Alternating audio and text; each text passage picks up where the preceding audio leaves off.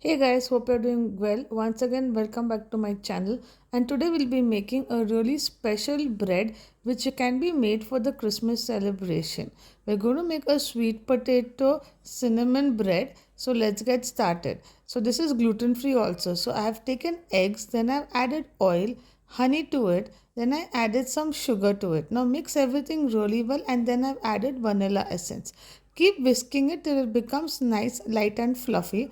Then after that we are going to add a sweet potato. So basically I've boiled 1 cup of sweet potatoes and then mashed it. Then I added almond flour. You can add jawar flour if you want. I added arrowroot powder. You can even add tapioca flour, baking powder, baking soda. Mix everything really well.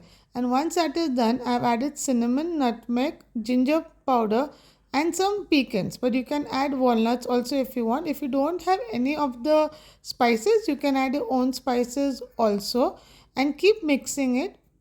And then we're going to bake this bread at 180 degrees for around 20 to 25 minutes till it comes out very soft and the toothpick is clean. So this bread really comes out very soft and it tastes really good. And don't worry if the batter is going to be really thick.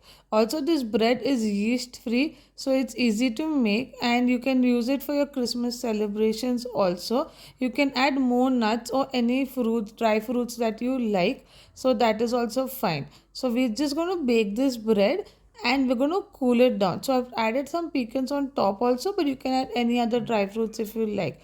Once it's cooled down really well, you'll see how super soft this bread has turned, and it's also sweet, so it's like a sweet bread.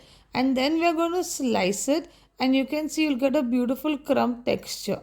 So this it's also very good if you want to gift someone this gluten free and healthy bread, and you can see how nice it looks. Do follow for more.